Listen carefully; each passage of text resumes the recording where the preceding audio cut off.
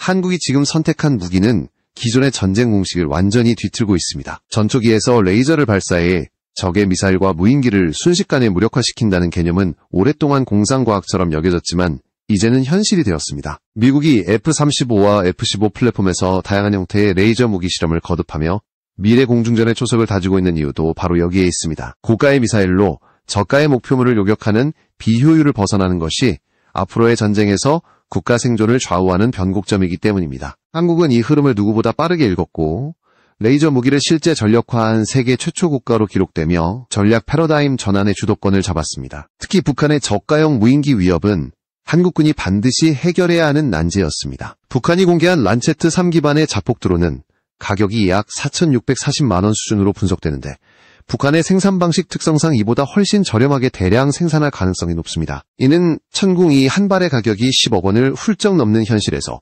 결코 감당할 수 없는 가성비 전쟁을 의미합니다. 발칸포로 무인기를 요격하려 해도 정확도가 떨어져 제작비가 싼 무인기 한 대를 잡기 위해 값비싼 시간과 탄약을 소모해야 하고 전술적 효율을 확보하기 어렵습니다. 한국군의 대응 자산 대부분이 고가의 요격 체계에 집중되어 있다는 사실은 북한의 저비용 대량 투입 전략에 극도로 취약한 구조를 드러냅니다. 이런 상황에서 레이저 무기는 전장을 뒤집는 단 한 가지 해결책으로 부상했습니다. 레이저는 발사 비용이 사실상 전력 사용량에 불과해 미사일 한 발 가격의 수백 분의 1 수준으로 반복 교전이 가능합니다. 탄약 재보급 문제에서 완전히 해방되고 빠르게 연속 요격을 수행할 수 있어 기존 방공체계가 가진 비용과 물량의 한계를 단숨에 뛰어넘습니다. 특히 주간 야간 구분 없이 목표물의 특정 지점을 직접 태워 작동을 멈추게 하는 방식은 기계적 요격을 넘어선 새로운 개념의 무력화 체계를 구축합니다. 무인기 가격이 저렴할수록 레이저 무기의 경제성은 더욱 극대화되는 구조가 형성되는 것입니다. 한국은 이러한 기술을 지상형에 그치지 않고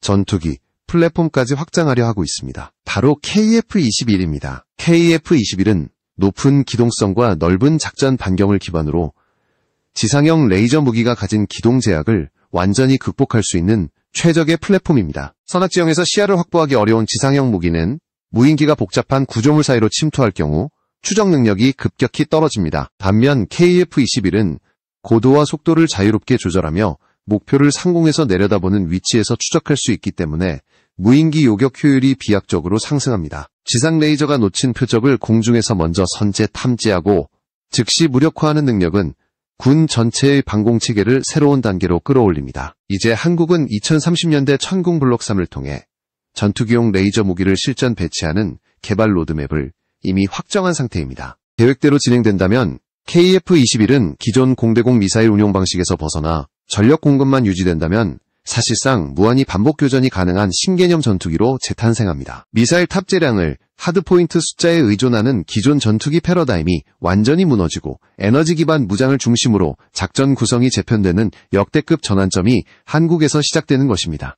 이는 단순한 업그레이드가 아니라 전세계 공군 교범을 바꿀 근본적 혁신이며 한국이 이 기술 흐름의 가장 앞자리에 서 있다는 사실은 이미 해외 군사 전문 매체들에서도 주목하고 있습니다. 여기까지가 한국이 왜 KF-21에 레이저 무기를 결합하려 하는지 그 출발점입니다. 비용 전쟁의 주도권을 되찾고 북한의 대량 무인기 전략을 무력화하며 미래 공중전 환경의 표준을 한국이 먼저 제시하는 구조가 형성되고 있습니다. 이 모든 흐름은 이제 막 시작됐을 뿐이며 앞으로 전개될 기술적 진전과 전략 환경 변화는 한국군이 어떤 새로운 군사 우위를 확보하게 될지 더욱 기대하게 만듭니다. KF-21에 레이저 무기가 결합될 때 나타나는 진짜 전략적 가치는 단순히 무인기를 격추하는 수준을 훨씬 넘어서게 됩니다. 지금까지 전투기는 공대공 미사일과 공대지 유도무기로 교전하는 방식이 절대적 표준이었고 무장 탑재량은 하드포인트 숫자에 종속된 한계를 벗어날 수 없었습니다. 하지만 레이저 무기는 전혀 다른 체계입니다. 탑재 가능한 전력 공급량만 확보되면 탄약이라는 개념이 사실상 사라지며 전투기는 교전 중 재보급 없이 연속적인 요격을 수행할 수 있습니다. 이는 전쟁의 지속 능력 자체가 완전히 뒤바뀌는 구조를 의미합니다. 미사일 몇 발 쏘고 기지로 복귀하던 기존의 방식에서 벗어나 KF-21 한 대가 광범위한 공중 감시와 장기 교전을 동시에 수행하는 새로운 임무 개념이 현실화되는 것입니다. 특히 미사일 요격 작전의 효율성은 레이저 무기를 통해 극적으로 확대됩니다. 적의 탄도미사일이나 순항미사일을 종말 단계에서 막는 방식은 파편 낙하 위험을 동반하며 방어체계 구축 비용도 막대합니다. 가장 이상적인 요격 시점은 미사일이 상승 단계에 있을 때이지만 이를 위해 별도 개발 중인 상승 단계 요격 미사일은 KF-21에 제한된 무장 탑재 구조와 충돌합니다. KF-21은 최대 11개의 하드 포인트를 갖고 있으나 중거리 공대공 미사일과 보조 연료 탱크, 정밀 유도 무장을 동시에 들고 작전에 나서려면 요격 미사일만 가득 실을 수 없습니다. 그러나 레이저 무기는 이 문제를 근본에서 제거합니다. 전력 공급만 유지된다면 무장 장착 수량에 구애받지 않고 미사일 다수에 반복 교전할 수 있으며 회피 기동 중에도 즉시 표적을 조준해 발사하는 것이 가능합니다. 또한 KF-21에 장착되는 레이저 무기는 무인기 요격 능력을 비약적으로 끌어올립니다. 무인기는 레이더 반사 면적이 작고 기동이 불규칙해 전통적인 요격 체계로는 교전 비용이 지나치게 높았습니다. 그러나 공중에서 레이저 무기를 운용하면 지상 방어망이 놓친 목표물까지 KF-21이 직접 확인하고 정밀 요격할 수 있습니다. 빠른 추적 속도와 고도 우위를 바탕으로 목표물의 취약 지점을 정확히 조준해 무력화하는 방식은 기존 미사일 대비 반응 속도 면에서도 우월합니다. 특히 북한처럼 저가형 무인기를 대량 투입하는 전술을 사용하는 상대에게는 레이저 무기가 절대적 우위를 만들어냅니다. 단거리 전술 무인기든 장기 채공 감시 무인기든 KF-21은 비행 패턴을 빠르게 분석해 즉시 공격할 수 있으므로 북한의 물량전 전략 자체가 더 이상 유효하지 않게 됩니다. 레이저 무기의 두 번째 전략적 가치는 공중전에서의 우월 확보입니다. 현대 전투기는 겉으로 보기엔 단단한 금속 덩어리처럼 보이지만 생존성을 결정하는 핵심 요소는 항전 장비와 센서류입니다. 적외선 탐지 장비, 추적 카메라, 레이더 안테나, 타겟팅 포드 같은 부품들이 하나만 무력화되어도 전투기의 교전 능력은 급격히 떨어집니다. 중국이 자체 전투기에 탑재된 적 센서 카메라가 레이저 조사에 취약하다고 스스로 인정한 바 있는 이유도 여기에 있습니다. 고출력 레이저가 장착된 전투기는 적 전투기를 파괴하지 않고도 전투 승패를 결정할 수 있는 능력을 갖추게 되며 이는 기존 공대공 미사일 중심의 전투 운영 방식과 완전히 다른 전술적 패러다임을 가능하게 합니다. KF-21이 공대공 레이저 무기를 운용하게 되면 교전 개념은 한 단계 더 진화합니다. 기존 미사일 교전은 사거리 예측, 기동, 재장전, 회피, 발사 등 시간 지연이 필연적이었지만 레이저 기반 교전은 목표물 포착 즉시 공격이 가능합니다. 즉발성 무기는 교전 중 우세를 빠르게 확보하게 해주며 적 전투기가 강력한 스텔스 성능을 갖추고 있더라도 센서류나 외부 장비는 구조상 완전한 보호가 어렵기 때문에 KF-21이 상대 기체의 핵심 장비를 직접 노릴 수 있습니다. 장거리 교전에서 상대 센서를 먼저 마비시켜 레이더 운용 능력을 떨어뜨리거나 타겟팅 포드를 무력화한다면 적의 전투력은 사실상 절반 이하로 축소됩니다. 교전에서 이 정도의 정보 오인은 승패를 조기에 결정짓는 강력한 변수입니다. 요약하자면 KF-21과 레이저 무기의 결합은 단순한 신무기 탑재가 아니라 공중전 운영 방식 전체를 다시 쓰는 변화입니다. 탄약 의존도에서 벗어나고 반복 교전 능력을 확보하며 미사일 요격과 무인기 대응력의 질적 향상을 이루는 동시에 공중전에서 센서를 직접 공격해 전투 흐름을 주도하는 능력까지 갖추게 되는 것입니다. 공군 전력 구조를 수십 년 앞당기는 이 혁신은 단지 기술이 뛰어나서가 아니라 한국이 레이저 무기의 특성과 전투기 플랫폼의 시너지를 정확히 이해하고 전략적으로 개발 중이기 때문에 가능한 일입니다. 레이저 무기가 KF-21의 전투 교리를 바꾼다는 점은 단순히 공격 방식의 변화에 그치지 않습니다. 그것은 공중전의 구조 자체를 근본부터 바꾸는 결정적 전환을 의미합니다. 지금까지 공중전에서 우위를 점하려면 레이더 성능, 기동력, 스텔스, 미사일 성능 등 다양한 요소를 조합해 복잡한 상황 판단과 전술적 선택을 수행해야 했습니다. 하지만 레이저 무기를 운용하는 전투기는 전혀 다른 방식으로 전장을 지배할 수 있습니다. 이는 전투기간 기동전으로 흘러가기 전에 상대의 전투력을 절반 이상 무력화시키는 선제적 수단을 확보했다는 뜻입니다. 상대가 아무리 스텔스 성능을 자랑해도 장착된 센서와 항전 장비는 표면 노출을 피할 수 없으며 레이저 공격에 취약한 구조를 가지고 있습니다. 레이저 무기의 공격 방식은 기존 무기 체계와 달리 접촉식 폭발이 아닌 비접촉식 열 에너지를 이용해 특정 지점을 직접 공격합니다. 예를 들어 적 전투기의 적외선 탐지 장비가 가동 중일 때 고출력 레이저가 그 표면을 집중 조사하면 내부 센서가 과부하를 일으켜 작동이 정지되고 기체 전방의 상황 인식 능력이 크게 떨어집니다. 타겟팅 포드나 전자광학 카메라도 마찬가지로 광학 장비 특성상 고열 에너지에 취약합니다. 전투기에서 이 장비들이 마비되면 고가의 미사일을 장착하고 있어도 공격 방향을 정확히 설정하기 어렵고 교전 중 유리한 위치를 선점하기 위한 기동에서도 점점 뒤처지게 됩니다. 즉, 상대를 파괴하지 않고도 교전력을 직접 꺾어버릴 수 있는 것이 레이저 무기 운용의 핵심 개념입니다. 이러한 개념은 특히 장거리 교전 환경에서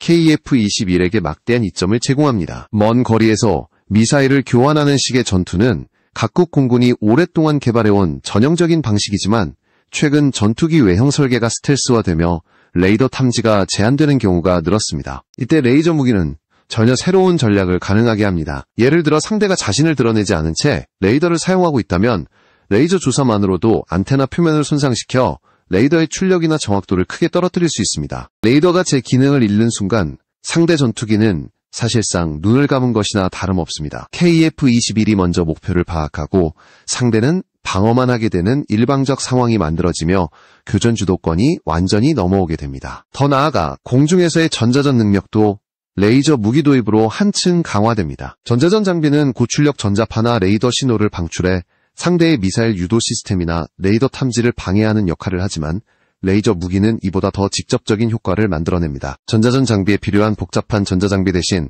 표면의 특정 부분을 열로 공격해 고장을 유도할 수 있기 때문에 표적의 전자전 능력을 물리적으로 차단하는 것이 가능합니다.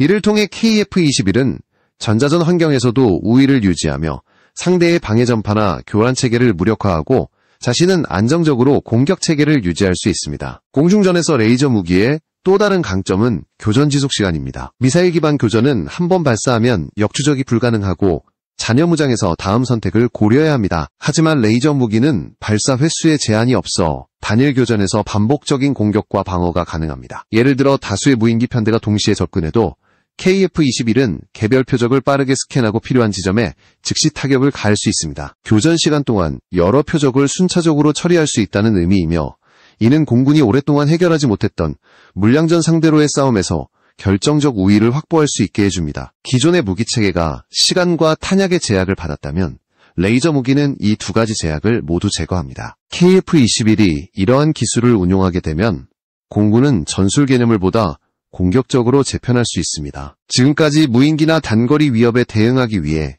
지상과 요격체계를 촘촘히 배치해야 했던 부담이 줄어들고 공중에서 직접 방어선을 구축하는 방식으로 전략이 바뀝니다. 전투기가 방어 요격까지 담당하면 지상 방공망은 전략 표적 보호에 집중할 수 있어 전체 전력 운용이 효율화됩니다. 더 나아가 공군은 레이저 무기 운용 교리를 기반으로 유무인 복합 임무를 설계해 실시간 전자교란, 임무나 원거리 감시 임무까지 동시에 수행할 수 있는 복합 전력을 구성할 수 있습니다. 이 모든 변화는 KF-21이 단순한 전투기 이상의 의미를 갖게 하고 한국 공군 전체의 임무 범위를 넓히는 방향으로 진화하게 만듭니다. KF-21에 레이저 무기를 장착하는 계획은 단순히 새로운 장비를 얻는 수준이 아니라 항공무기 체계 전체를 재정의하는 초대형 기술 과제입니다. 그만큼 해결해야 할 기술적 난관도 결코 가볍지 않습니다. 가장 핵심적인 문제는 바로 전력 공급입니다. 고출력 레이저는 짧은 순간에 막대한 전력을 필요로 하는데 전투기라는 플랫폼은 공간 제약과 무게 제한이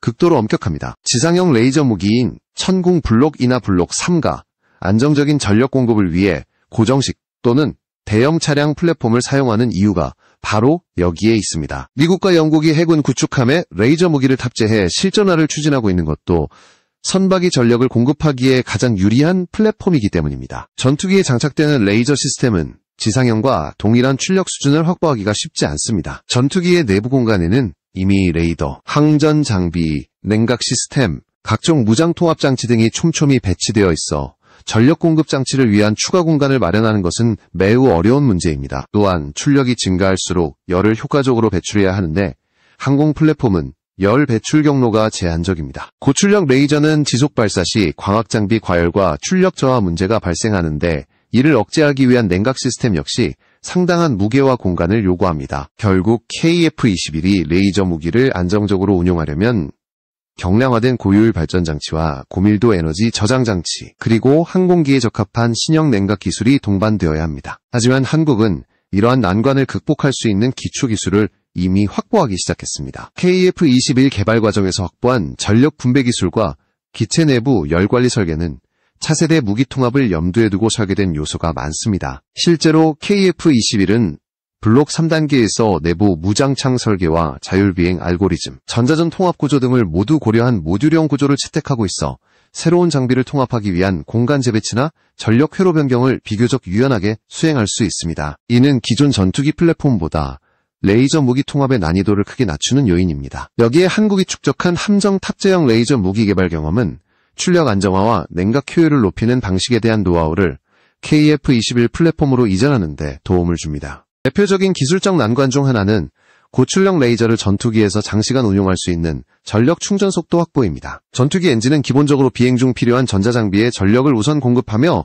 남는 여유 전력을 무기체계에 분배합니다. 그러나 레이저 무기는 순간 출력이 매우 크기 때문에 기존 전력 회로만으로는 안정적인 발사가 어렵습니다. 이를 해결하기 위해서는 기체 내부에 별도 에너지 저장 모듈을 구축해 비행 중 일정량의 전력을 축적해 두었다가 필요시 즉시 방출하는 구조가 필요합니다. 한국은 이 분야에서 고체 배터리와 고밀도 축전 기술을 적극 연구하고 있으며 레이저 발사에 필요한 순간 출력을 보완하기 위한 고출력 축전 장치 기술이 실제 개발 단계에 들어선 것으로 알려져 있습니다. 기상 환경이라는 변수도 극복해야 할 문제입니다. 레이저 무기는 공기 중 수분, 먼지, 연기, 강우 등으로 인해 빔 확산이 발생해 출력이 줄어드는 특성이 있습니다. 이는 지상형 무기에서도 문제가 되지만 공중에서는 고도에 따라 환경 조건이 급변하기 때문에 더욱 정교한 보정 알고리즘이 필요합니다. KF-21이 공중에서 레이저 무기를 안정적으로 운용하기 위해서는 기상 조건에 따른 출력을 자동 조절하고 빔 초점을 유지하는 레이저 추적 소프트웨어가 필수적입니다. 한국은 레이저 요격 시험을 통해 실제 기상 조건 변화에 따른 출력 보정 데이터를 쌓아왔고 이를 바탕으로 항공 플랫폼에 최적화한 제어 알고리즘 개발을 진행 중입니다. 이처럼 전력 공급 구조, 냉각 시스템, 출력 안정화, 기상 변수 대응 등 넘어야 할 장애물은 많지만 한국은 하나씩 해결해내고 있습니다. 과거에도 한국은 전차, 자주포, 전투기 등 모든 분야에서 후발주자로 출발했지만 결국 세계 최상위권 기술로 올라섰습니다. 레이저 무기 분야 역시 똑같은 흐름이 이어지고 있습니다. 이미 한국은 지상형 레이저 무기의 실전 배치를 세계 최초로 달성했고 이는 공중 플랫폼으로 확장될 기술적 발판이 되었습니다. 즉, 기술 난관이 크다고 해도 한국은 이를 해결할 역량과 경험을 모두 갖추고 있으며 레이저 무기를 전투기에 장착하는 미래 상용화를 현실로 만들 수 있는 국가입니다.